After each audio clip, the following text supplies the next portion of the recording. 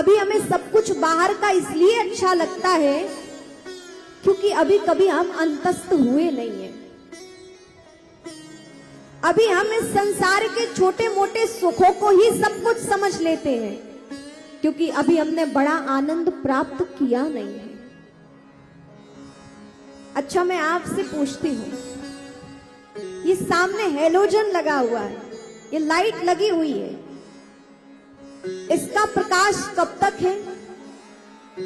जब तक यहां अंधेरा है। तो ये प्रकाश हमें बहुत कुछ अनुभव हो रहा है, लेकिन सूर्य के सामने इस हेलोजन का कोई अस्तित्व है? हाँ नहीं, कुछ तो आपको कहना ही पड़ेगा। सूर्य के समक्ष इस हेलोजन लाइट का कोई प्रकाश समझ में आएगा? नहीं आएगा। लेकिन यही हेलोजन अभी पूरे पांडाल में उजाला कर रहा है।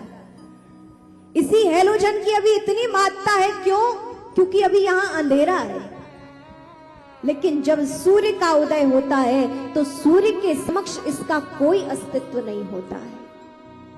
उसी प्रकार छोटा मोटा आनंद हमें कब तक अच्छा दिखाई देता है, बड़ा दिखाई देता है? जब तक हम उस आनंद से, उस प्रकाश से, सूर्य रूपी प्रकाश से, परमात्मा से भी परिचित नहीं है, उस आनंद से हम परिचित नहीं हैं। तो ये संसार के छोटे मोटे आनंद, ये सुख ही हमें सब कुछ लगता है।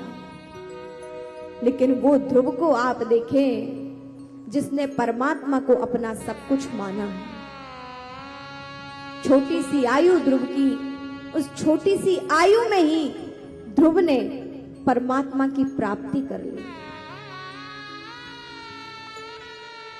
कैसे वो ध्रुव थे, कैसा वह भगवान का नाम जाप किया कि छोटी सी आयु में ही उन्हें परमात्मा मिल गए।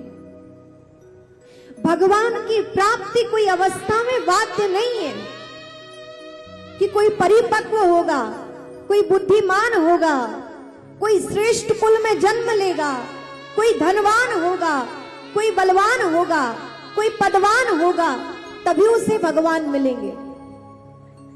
भगवान न बलवान को मिलते हैं, न धनवान को मिलते हैं, न पदवान को मिलते हैं, किसी को नहीं मिलते हैं।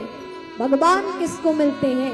जो उन्हें प्रेम से, भाव से पुकारता है, भगवान उसे मिलते हैं।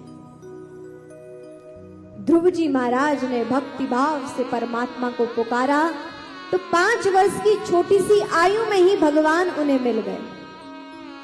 5 वर्ष का बालक, उसे क्या ज्ञान होता है? स्वयं की सुध भी नहीं रहती है, इतना भान नहीं रहता है, लेकिन परमात्मा को उसका निर्मल मन पसंद आ गया, निर्मल भाव उसे प्रिय लगा। और भगवान तो कहते हैं कि तुम एक बार मेरी शरण में आकर तो देखो, एक बार तुम मेरे बनकर तो देखो, मैं तुम्हारे सारे अपराध क्षमा करके तुम्हें अपना लूंगा। इस दुनिया में परमात्मा अपना हाथ बाह फैलाए खड़े हुए हैं कि तुम आकर तो देखो, लेकिन जीव है कि सारी दुनिया में भटकता है लेकिन परमात्मा को अपना नहीं मानता। व्यक्ति घर में होगा तो पत्नी से कहेगा मैं सिर्फ तुम्हारा हूं, बच्चे से कहेगा हे प्रिय बालक मैं तुम्हारा हूं, ऑफिस में जाएगा तो बॉस से कहेगा मैं सिर्फ आपका हूं। क्या परमात्मा से भी कभी कहा है कि मैं आपका हूं और आप मेरे हैं? कहा है?